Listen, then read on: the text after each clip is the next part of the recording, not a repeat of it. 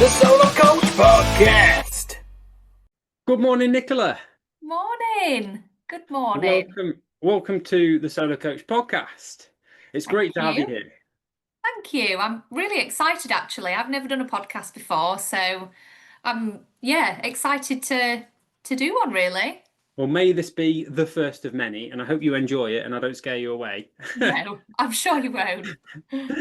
But to welcome you, so I met Nicola at a We Are in Business networking event over at the Tile Yard in Wakefield, even a few months ago, and it's been really hard to nail down a time to actually meet you.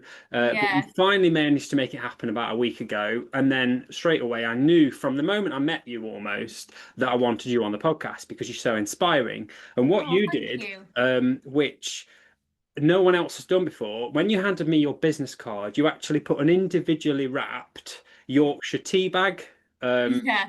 with it, which not only, and you said the words first brew is on me, which not only really appealed to me as a massive Yorkshire Tea fan and former Yorkshire Tea employee, but I Excellent. was just so impressed that you were someone who clearly does things a little bit differently. Yeah. So that impressed me straight away. And then for everyone listening who is curious, well, who's this Nicola Reynolds then? Nicola is a financial advisor and financial educator who is passionate about educating her clients to make financial decisions with confidence.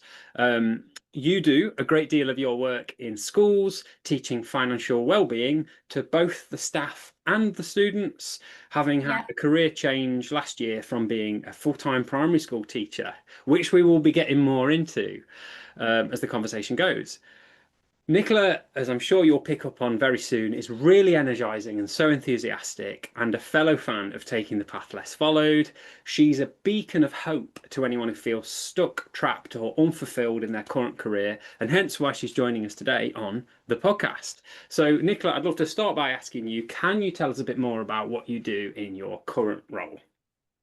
Oh, that's lovely. And beacon of hope. I quite like that that terminology.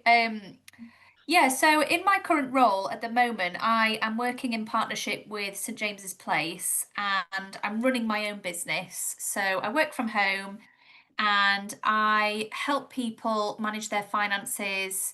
We look for gaps, we look at ways that they can retire, we look at their goals and their plans for the future, if their salary is going to cover that for when they retire, that sort of thing.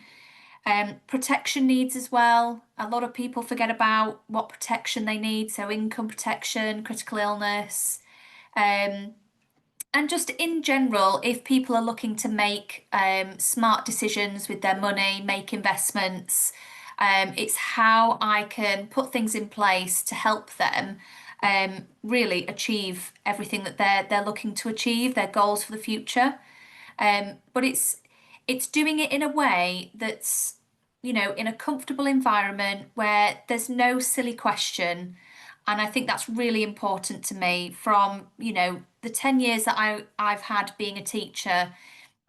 My classroom was always the environment where it was safe. The children felt comfortable to ask any question. And I want that to come across to clients as well. So for me, it's breaking things down into smaller, more manageable chunks. Doing step-by-step guides that will help them to understand why we're putting something in place and why this is the best option. And obviously, people have options; they can decide what they want to do, but ultimately, it's this is how we're going to achieve your goals.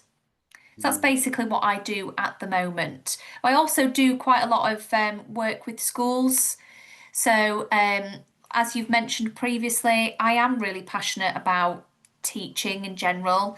And, for me, going through this whole process and retraining, it's made me realise that there is such a massive gap in the curriculum with financial literacy for children.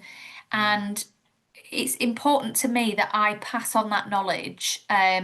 So luckily, St James's Place has a really great education programme which I follow. And it's been really, really well received in schools in my area. The kids love it. They get really involved. It's an interactive session.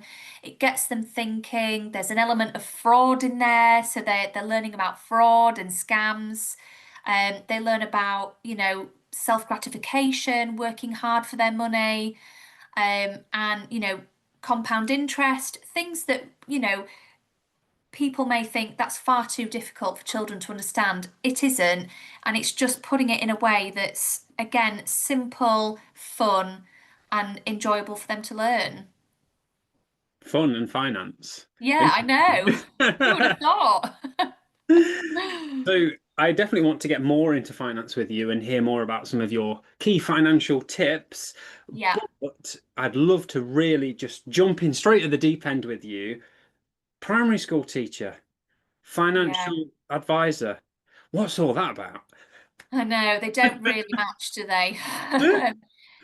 Really, it was lockdown for me that I started to realize that teaching and the school environment just really wasn't working for me. I didn't have a very good work-life balance. I didn't feel like I was making, a difference. I think we live in a world now where the way that school is, it's changing rapidly. Right from back when I started my PGCE and started my teacher training, it's so different. And I didn't feel as though I fit the mold. Um, and I really struggled to get past some of the things that, schools these days, that the hoops that they have to jump through, and I really struggled with that. So I made the decision that I wanted to work from home. That was the biggest thing. But I wanted a career where I genuinely would be helping people. Um, and I spoke to a family friend who is a financial advisor, and he actually said to me, "Why don't you come and shadow me for a bit in the summer holidays? Come and join me on some client meetings, and we'll you can just see what it's like." And I thought, my God, financial planning, that sounds unbearably dull. Do not want to be doing that. That's just not me at all. And I just said, you know what? I'm going to keep an open mind, and that's the biggest thing that I'll say in this whole process, is to have an open mind, and that's what I did. I went, and actually it was really lovely, really nice. It was lovely to see how my family friend could just put this couple at ease, knowing that they would be able to, they were say they wanted to know if they could help their daughter with a wedding. And he just went through all of the information with them, step by step, nice and slow, went through all of their different pensions. And it was just being that person that's there to just give you that sense of relief. I thought, yeah, I want to be that person. Um, but it was hard, Mm. really hard. I really struggled with exams because it was a whole new. I had to retrain from scratch, and I found that really difficult. I'd had however many years out of revising and learning, and I really struggled with it. And it was only until I put a little plea out on LinkedIn and said, "Can anybody help me? I've managed to do two exams so far out of the six that I need. I'm currently a teacher. I just need some advice." And it was somebody from St James's Place, one of their recruiters from down south, who contacted me, and he said, "Have you thought about the St James's Place Academy?" And it just went from there. And I decided to leave teaching, and I started the academy and opened my business in January this year. And yeah, no, I mean, I don't know how I've managed to do it, but I am here doing it. So, yeah, Thank you, Nick, for that tour of kind of whistle stop tour of your journey. And I'd love to take you back to that moment where you literally said, and then I decided to leave teaching. And I just wondered if I could put you in that moment again, with your permission, and just ask what was coming up for you? What were some of the concerns in making that decision, that huge decision to leave this lifelong career that you've no doubt worked incredibly hard to get yeah. point and leaving it behind and doing something differently. What was, can you talk us through your decision-making Of process when that course. happened? Yeah, so it was quite a long process, I won't lie, because obviously I'd been feeling quite disheartened and discouraged. I had no desire to move up at all. I could see my peers, they were actively looking to do extra CPD, and they wanted to be phase leaders, whereas I just had no passion at all for it. And I think it got to that moment where I just thought that this isn't right. I need to be in a career where I'm passionate about it, where I've got that drive and that fire. Um, and it boiled down to this one decision that was made, and I don't know if I've mentioned this before, but I was wanting to get married, and I basically couldn't. I wasn't allowed to get married in the time that I'd booked. So we'd found a lovely venue and we'd booked it and everything, and I thought it would be okay. But because it was during school time, I was just told, well, no, you can't you can't have the time off. And I just thought, I do not want to be in a career that is so Yeah. trapping. I Yeah. just felt so trapped that I couldn't do the things that I wanted to do in life. Life is far too short. And for me to do, because I was looking at another 30 years in that career, and the thought of doing another 2 years was difficult. Mm, So in that moment, I just said, right, that's it then. I'm not doing it. I'm gonna hand my notice in. And I did, I handed my notice in. And it gave me a real kick up the bum because I thought, God, I need to sort something out. And that's then when I put my post out on LinkedIn and somebody contacted me, and it just kind of went from there. And luckily the times, because it's difficult as a teacher, you can only leave at certain points of the year.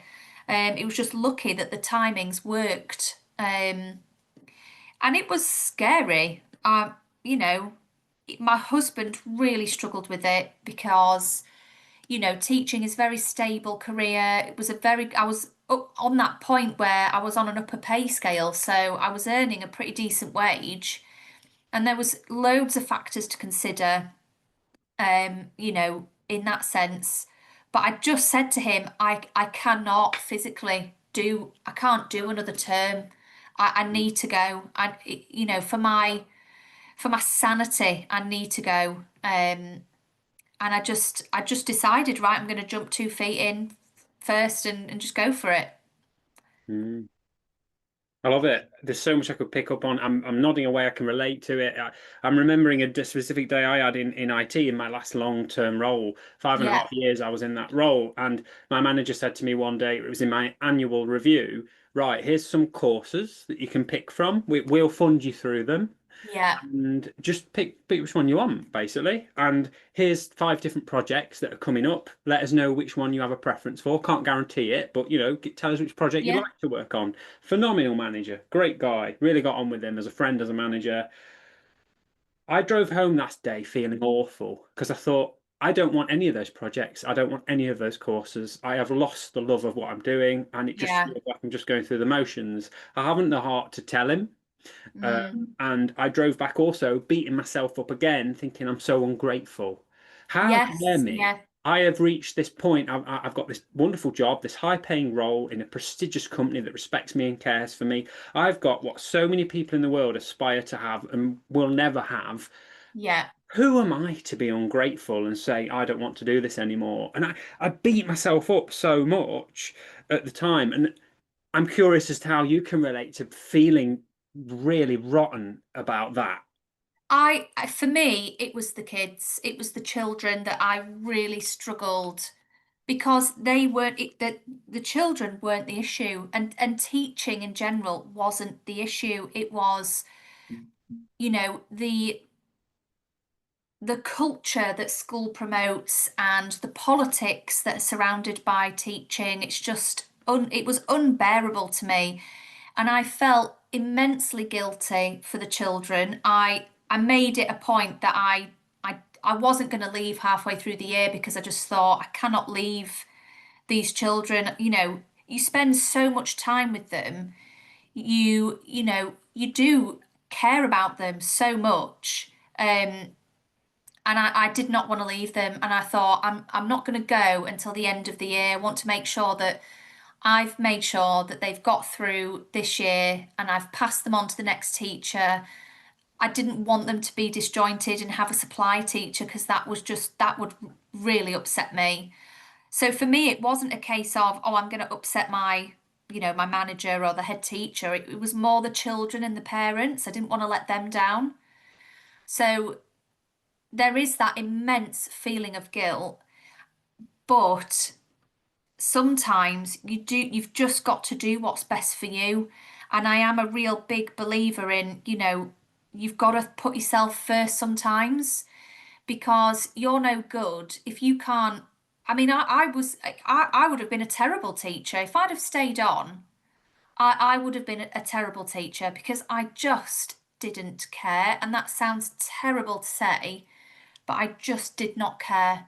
And I know I made the right decision by leaving, and I did my best for that last year by those children. But after that, I just knew mentally I've clocked out.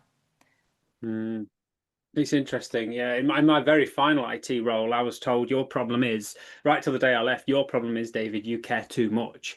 You're a Yeah, worrier. You're an overthinker.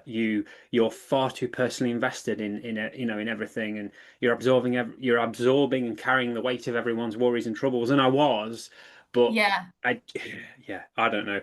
Square peg, round hole. I didn't fit the role. I didn't fit the environment. I didn't fit the culture. yeah, But sometimes it's not that the environment or the job or the organization has failed us, and it's not that we've failed them. It's just that there's a compatibility issue, yeah. but we beat ourselves up so hard over that. Yeah, exactly. And my view and my relationship with teaching now is so different to how it was when I was day in, day out in a classroom because I have a different role and I'm going in and I'm teaching them this workshop and I'm back into a position where I love. There's no politics, there's no all the hassle and the extra workload that you get as a teacher, there's none of that. It is just back to basics, back to what I love, teaching the children, something that I'm passionate about. So for me, I know I've made the right decision. And when you did, leave, decide that's it, I'm drawing a line, I am leaving the school. So that I imagine that pain, that challenge was resolved because you were withdrawing from it, from that environment completely, finishing that career. Has it been a breeze since then with no challenges? I know it hasn't, and I'd love for you to then talk to us about, so what was the next challenge that you face, and what challenges have you been facing since as Yeah, a self-employed, I in a know. completely new career and sector? Yeah, it's so difficult. You have to be motivated if you're looking to go self-employed and having your own business, you can't expect the business to come to you. It's just not going to happen. You have to go out there, you have to be consistent, and I have found it really difficult, because I don't have a network. I mean, when I joined LinkedIn when I started the academy, and I think I had three people, maybe th four connections on LinkedIn. And it's taken me a long time to build up those connections. I think I've got around 400 now. But you've got to be active. You've got to be going to the networking events, always seeking the next thing that you can be doing. How else can I, get client acquisition? What can I do to put myself out there? And it's having that face-to-face value as well that's really important. I've learned over these last few months that sending emails is just it's not good enough. You have to be out there.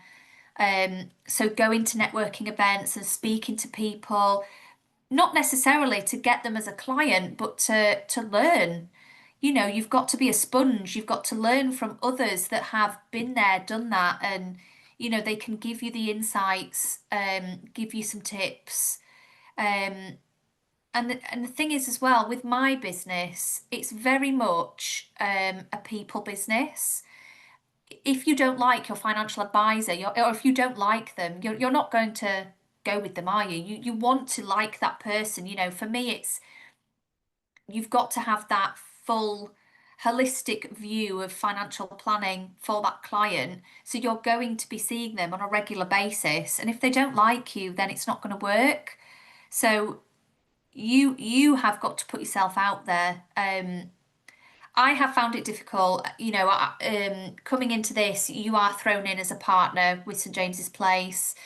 No clients, you don't get a client bank or anything like that. You have to go out and find them yourself. So you work closely with the recruitment managers, you go through a business plan, and you start from, you're in a circle. So you look at your friends, you look at your family, and you just kind of go out from there like a ripple.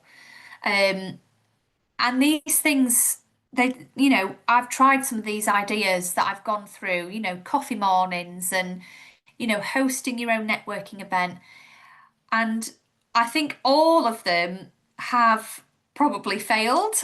I'm not gonna lie. So I think I organised a coffee morning event, and obviously my mum and my dad showed up for support. Um, Nobody turned up for that, which was I found that difficult.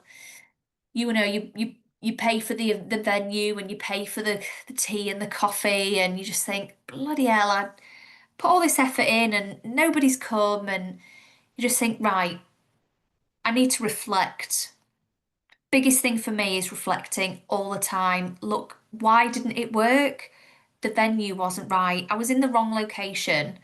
I was in a village where everybody already had a financial advisor because they were at a certain point in their lives. So you try again and you do something else and you do something different, and you just keep going. It's that consistency. And I am still in the process of learning all of these things.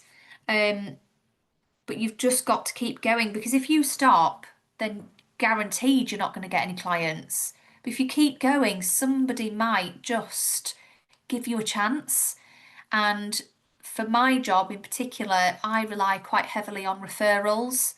So I think it's something like high 80, 90% of business for financial advice is through referrals. Um, but you need to have the clients. You need to have the clients to refer. So it's really important that you don't just sit there and just wait. You've got to be, you've got to be active. To anyone listening, I'd say rewind the last 2 minutes and listen to it again, and then do it again for a second. Yeah. Because what you've just hit on there, Nicola, I think is the number one lesson of being in business, and it's the number one skill. It's not how good is your marketing, how good is your sales, how good is your financial management, how well connected are you? No, it's not. It is the ability to make mistake upon mistake upon mistake and keep smiling, laughing, getting up, and then saying, right, Yeah.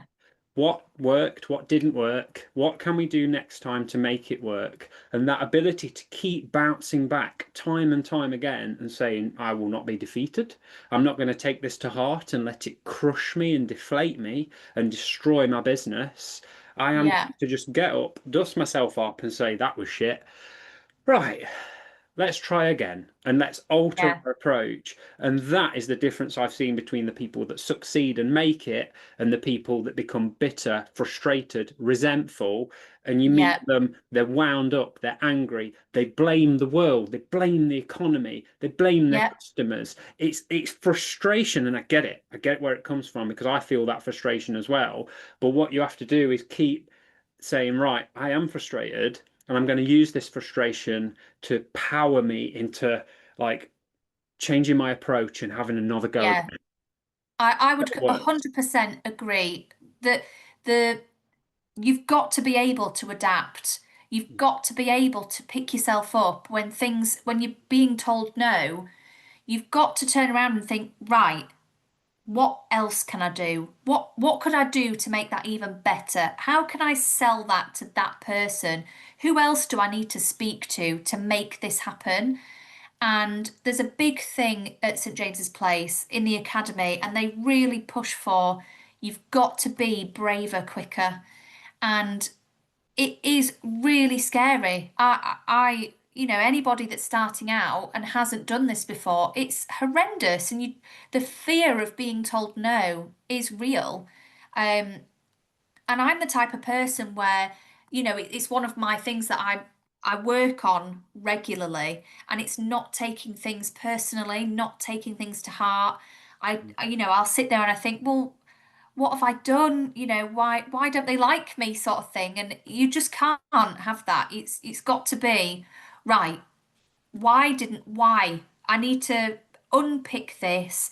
Could I change my approach? Is there a reason? Can I go back to that client in a month's time? It's changing and adapting and learning and reflecting from everything that you do all the time. Absolutely. That's been my biggest challenge this year as well, Nicola. I realized what nearly completely crushed me earlier this year was taking everything so personally. And when someone Yeah, says no, taking that personally, but then even worse, when someone says yes and then turns around a couple of weeks later and goes, "Oh, sorry, it's now a no," taking that yeah, to heart and going, "What I did failed, therefore I am a failure and I am worthless," and making these really harsh assumptions and taking it all to heart and just feeling completely crushed under the weight of that, because that's really heavy, a heavy load to bear. yeah, Whereas in yeah. reality, all it means is something changed. And maybe Mm, my approach could have been better and it's going to be better next time. But life happens, shit happens. Sometimes a yes does turn into a no. Sometimes you're saying all the right things but to the wrong person. And just yeah, understanding that every no, the quicker you can get over that no and keep speaking to other people and keep moving forward, the chances are the quicker you'll get to another yes.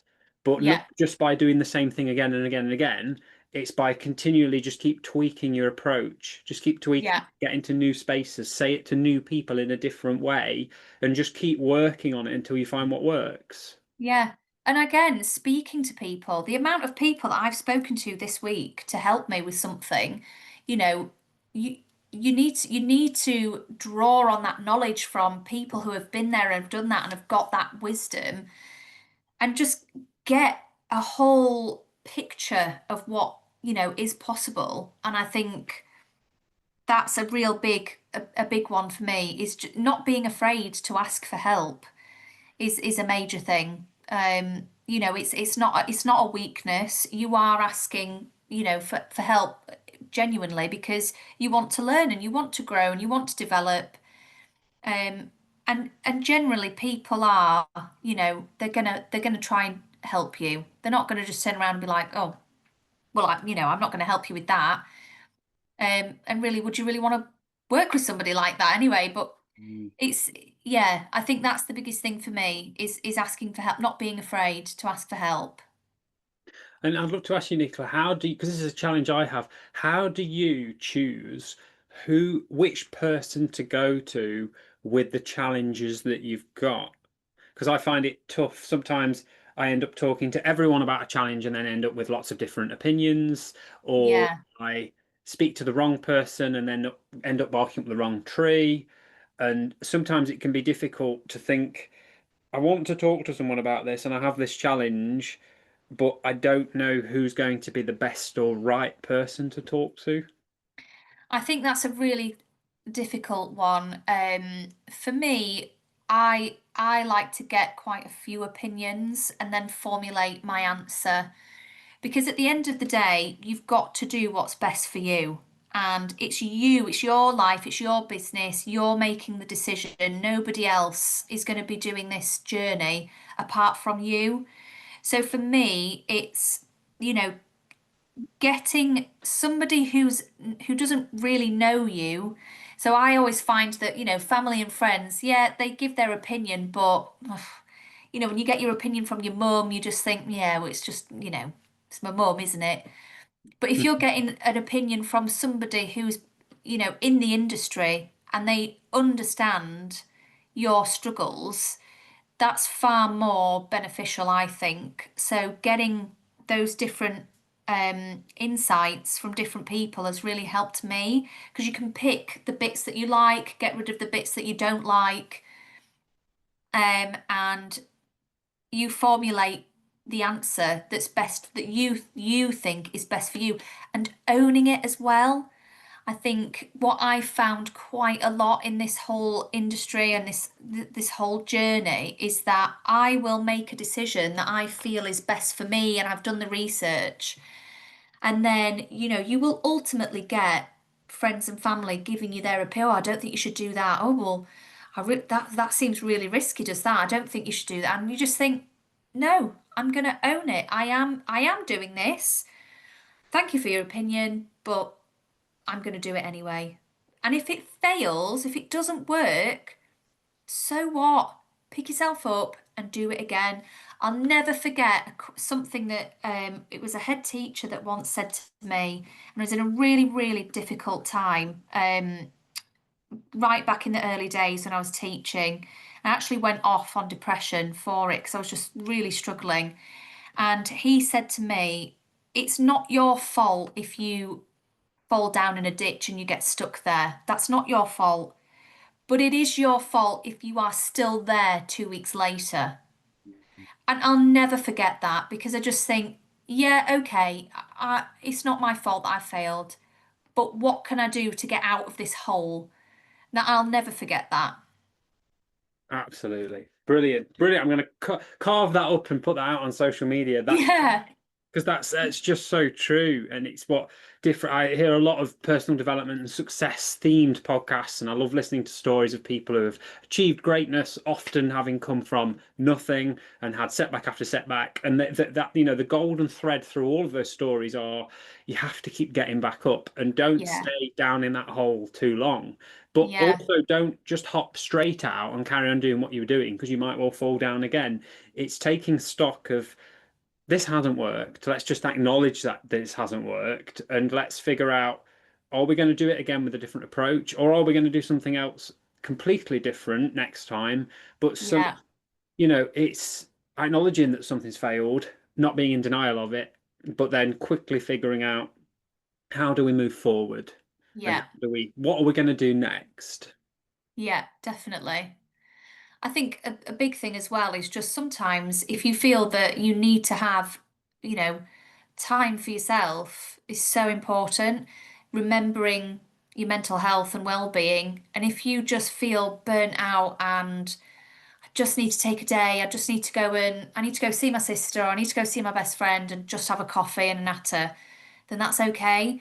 You've got to have that balance. You can't burn out, because ultimately it's you are the one person that's driving this business, and if you're not capable mentally, then it's just not going to work. You've got to look after you, got to make sure that you have a healthy well-being. Mm. I wonder if I could ask you something else, Nicola, a question that came to mind as you were speaking there. So over the past, this has come into my awareness over the past couple of weeks, so it's really fresh, but I've noticed that often it's tempting to do what everyone else does because well, clearly that's the recipe for success because everyone's doing it. If everyone's going to that event, if everyone's advertising in that on that platform, if everyone's creating that kind of post, if everyone's offer looks roughly like that, then mine should be as well. And then the Mm. temptation is to go off and do it. But what I'm starting to think about is obviously there's a space for that, but then what about the occasion where you know what I'm coming to, don't you? You know what I'm getting at. Yeah. What about when you have a feeling that, do you know what? I see that everyone else is doing that. So in my example, a lot of coaches create a big high ticket product that they want to sell you that's say 6 months of coaching with a big price tag. And that's how you get your Mm. great clients, right? Well, I'm curious and I'm experimenting with actually a pay-as-you-go coaching Yeah. agreement. because I like pay as you go myself, and I find that some of my clients are in the position where they can't commit to a huge amount of money. Yeah. But that's not reflective of their lack of commitment. That's just where they're at in their business. And I know that Yeah. if I can be that one exception to the rule, if I can be that coach who can offer pay as you go coaching or whatever interval they want, then I can feel the critics piping up within me now and saying, "You're doing Yeah. it all wrong, David." But at the end of the day, maybe that works for my clients, and maybe that's a little niche, and the value is in me doing something differently. I'm curious as to Yeah. what you think to that, Nicola. If you've had that Oh, experience as well. yeah, 100%. I think you have to stand out. For me, a lot of my peers, they have turned to social media to do lots of videos. Gone on TikTok and Instagram and oh, this is how you need to put this in an ISA and da da da. And I just think, oh, that is just so gross. I just cannot. It's just not me. And I did try to do a couple of videos, but every time I watched them, I just thought that is just so icky to me. And my genuine fear is I do not want to be that sleazy salesman. That is not what I'm about. Obviously, you're in this business to, to grow and develop, but I don't want to be doing some of those things. So for me, it's just owning, no, that isn't going to work for me. I'm going to do my own thing. And one of those things was, I thought, right, how can I stand out from the crowd when I give out a business card?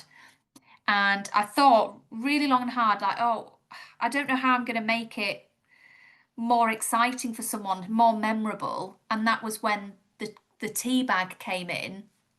And I thought, right, I'm going to just put a tea bag on my business card and I'm just going to say, look, the first brew is on me. Because genuinely, I would suggest that to clients and I would say, do you fancy going for a coffee? I'll get you a coffee and we can just have a chat. So for me to hand out a tea bag, it's been quite well received. People really like it and they do remember you for that. Um, so I think you've got to just stay true to yourself.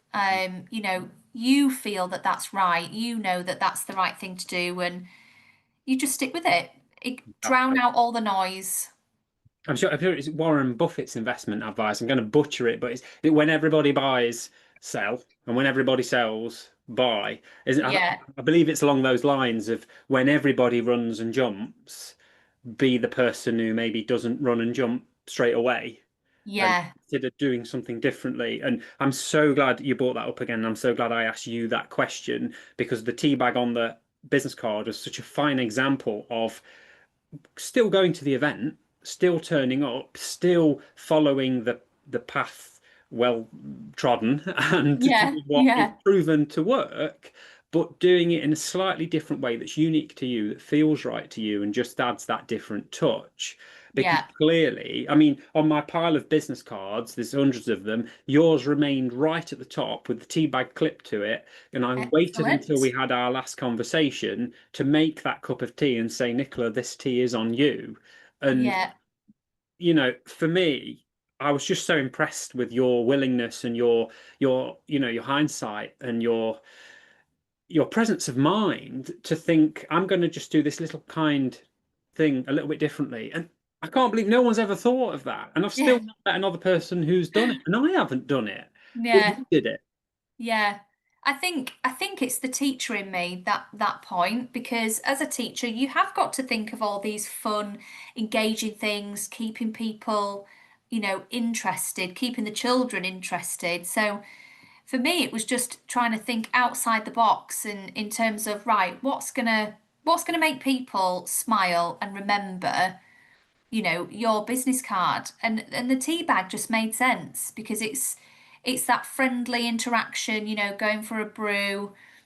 And it obviously had to be Yorkshire Tea because it can't be any other brand. But yeah, and I think if you've got an idea and you think, oh, I don't know if people will like that, well, just try it. What nothing's going to happen. You just, if people don't like it, then fine, they don't like it. You don't do that again. Try something else. Mm. So you've just got to be willing to, like I said before, be braver, quicker, and just give it a go.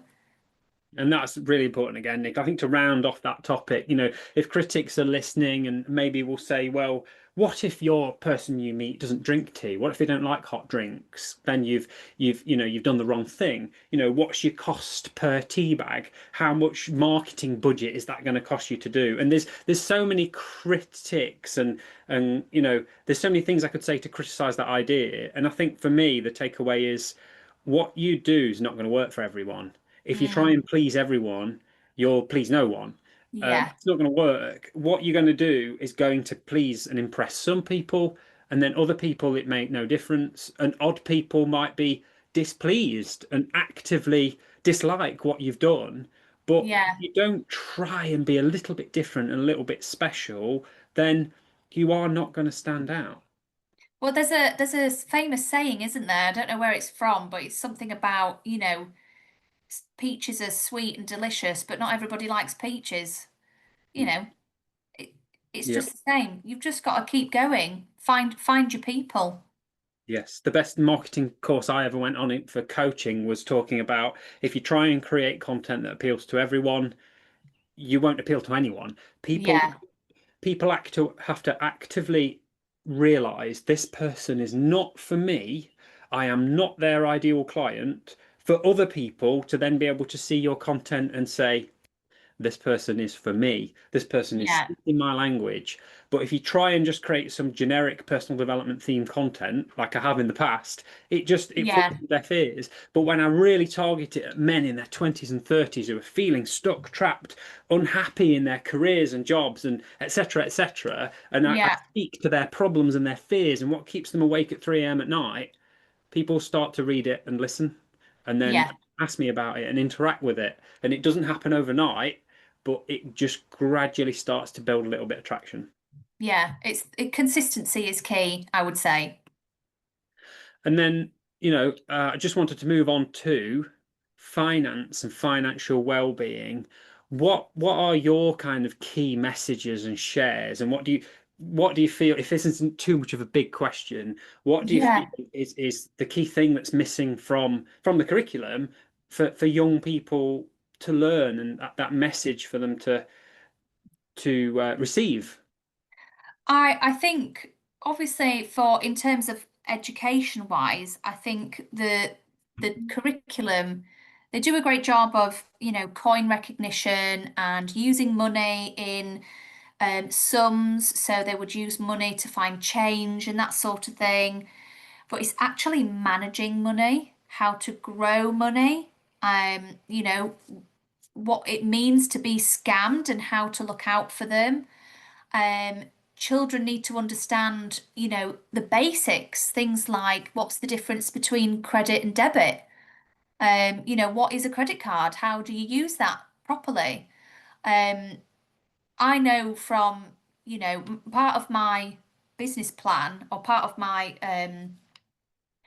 venture is to help sixth formers, that are about to embark on university or go into the world of work and just giving them the basics of understanding how to use a credit card responsibly, how to build a credit rating, understanding that, you will have this debit card, that's where all your money will go, and the importance of saving, the importance of having an emergency fund. Um, all of these things I wish someone had given to me when I was going into university because I know that I would have had a much better journey with money myself if somebody would have just come in and explained it really simply. Um, so that's for me important is, and just not I think children are sponges and I think it's surprising what children actually understand when I've done the workshops. I've done the workshops with year five and year six and year two. Um, and it is shocking on what they actually pick up and they understand and they go away and they actually say, yeah, yeah, I need a junior ISA mum and I need to be able to be saving my money and Mm. I just think it's educating. That is the crux of it, is just getting people to understand how to manage money properly. And I Mm. think having somebody coming in who is one qualified and knows what they're talking about, as opposed to listening to influencers and people on TikTok who, let's face it, they've been paid to say all of these things. Mm. It's just that is the way of the world at the minute, that people, young children, young adults are learning quite a lot of things from TikTok where, you know, these people aren't qualified. They're not giving you the correct advice. Mm. I agree, Nicola. I want to thank you as well on behalf of my mum, who is my number one listener. She's been Mm. passionate about this topic since I was a child, and she said to me very often when I was a child, I wish they'd just teach you some financial management skills, and she did her Yeah, best. But it was, it's embarrassing to say I was in my mid-20s before I really started to learn from my own financial advisor. What's an ISA? What's a LISA? What does mm, AER and APR stand for? you know, yeah, the difference between, just paying for a contract monthly and then calculating what it costs over the full 2-year term oh, to work out, massively. I worked out years ago, I'm better to just buy a phone and just pay as you go with a SIM only Yeah, contract rather than have a phone, even though the monthly payment was appealing. But then when I realized over 2 years, I'm paying an extra £400 that I could keep if I just yeah, buy the phone myself. And and then, it's so many of these things. There's way too many for me to list. Clueless. What's a yeah, stock? What's a share? What's the difference between what's bonds? What's yields? What is all this stuff? To be honest, I've been scared of it for years and just avoided it and ignored it and put it out of my awareness. Um, and I think the work that you're doing is so important and so needed. thank I you. wish I would have had it at a younger age as well, and I'm glad that people are benefiting from it now. Yeah, me too. And I can see a difference, from the beginning to the end.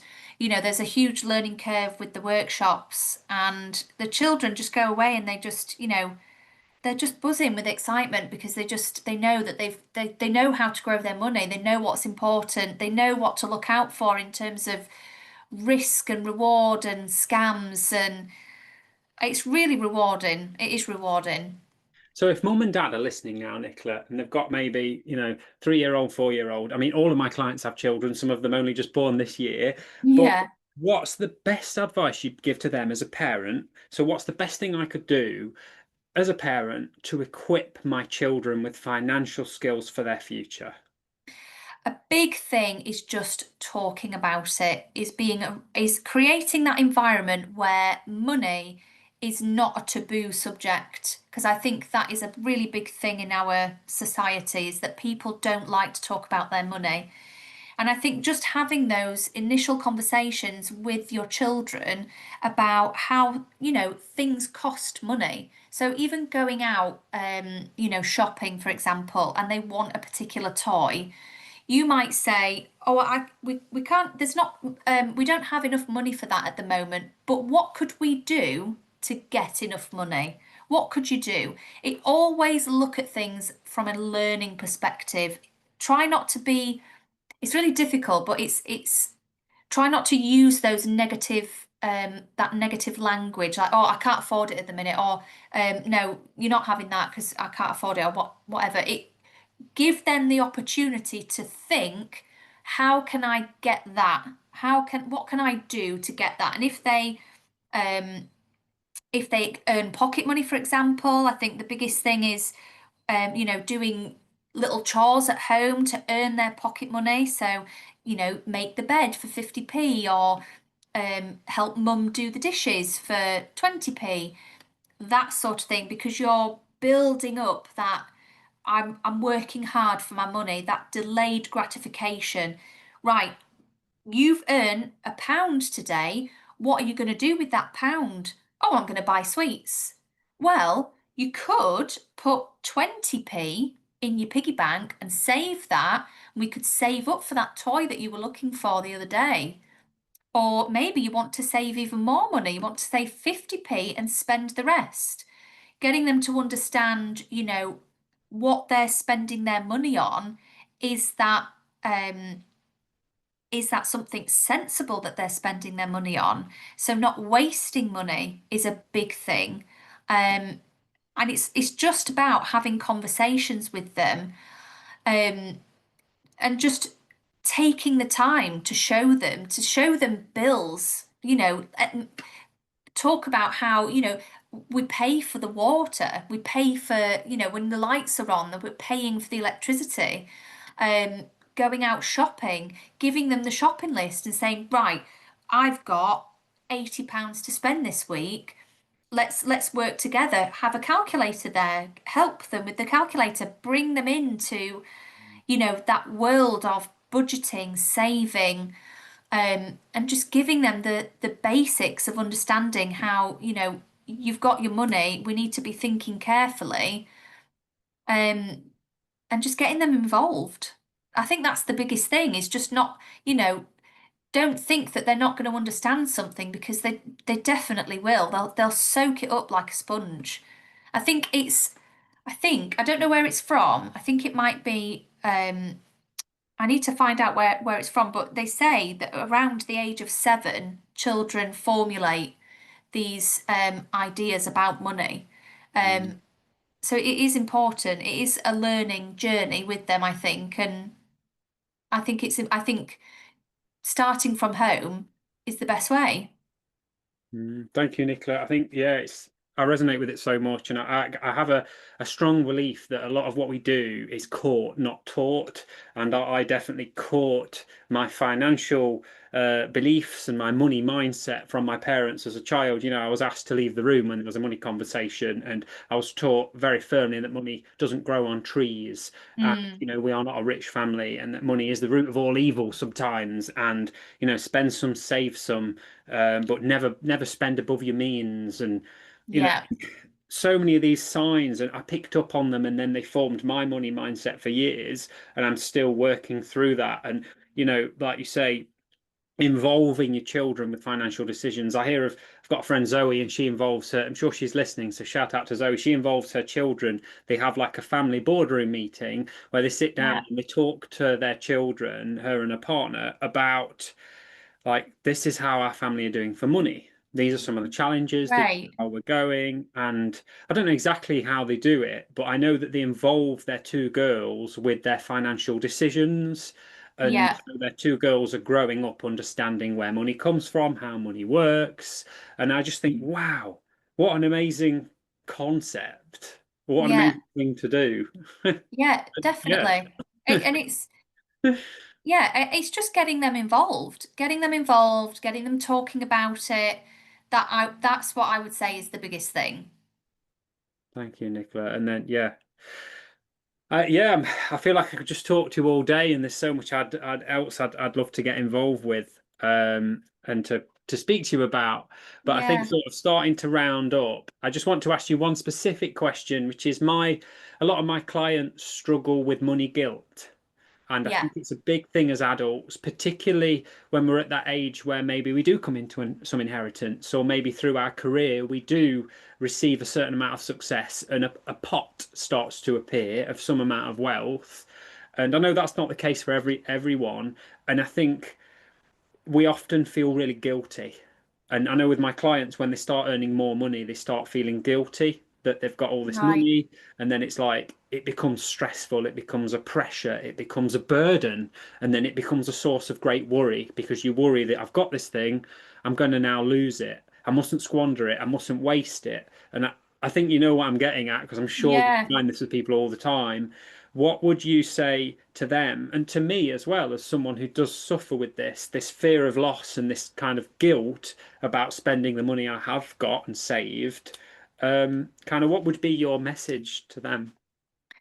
I think the biggest thing really is, if you are feeling a particular way about money in general, is to speak to a financial advisor, is to speak to someone, because I think that's the biggest thing about my role, is to take away that stress, take away that pressure, looking at ways to save that in the most tax efficient way possible.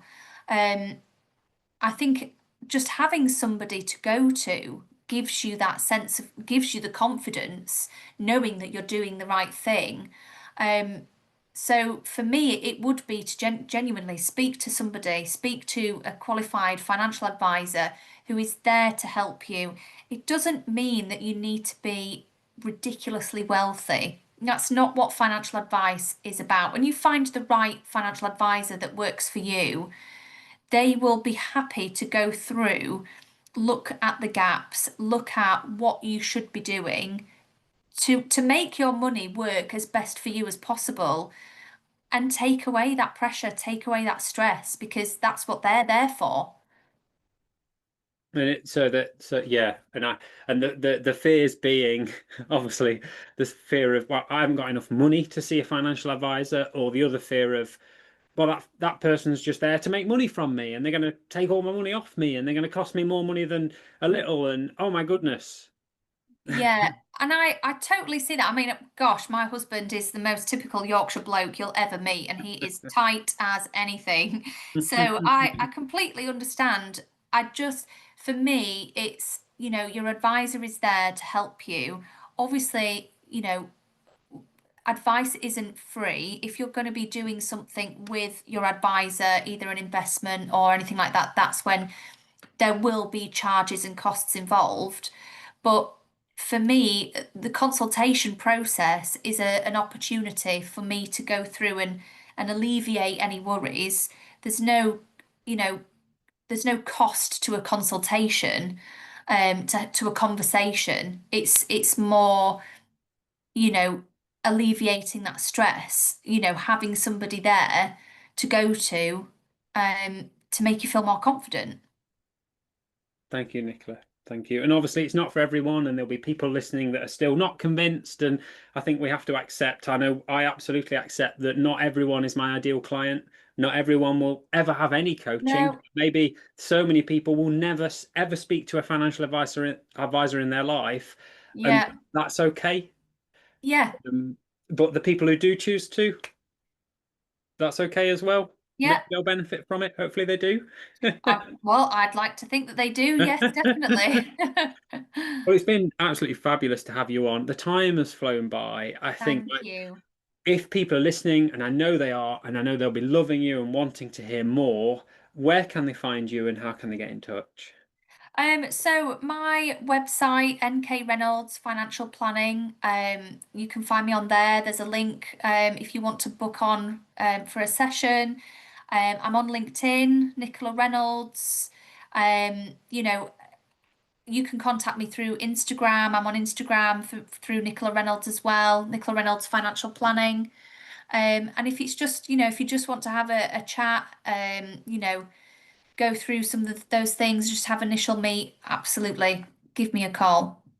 Thanks, Nicola. And I think I just want to round off by saying a huge shout out to everyone working in schools, to teachers, support Yeah. staff, admin staff, teaching assistants, janitors, cleaners, facilities managers.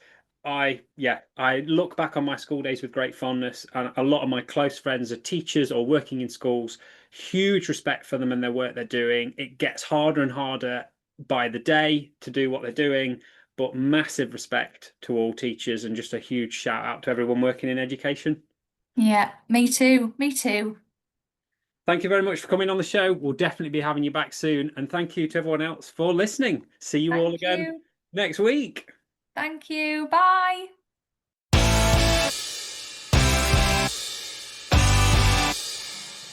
The Solo Coach Podcast.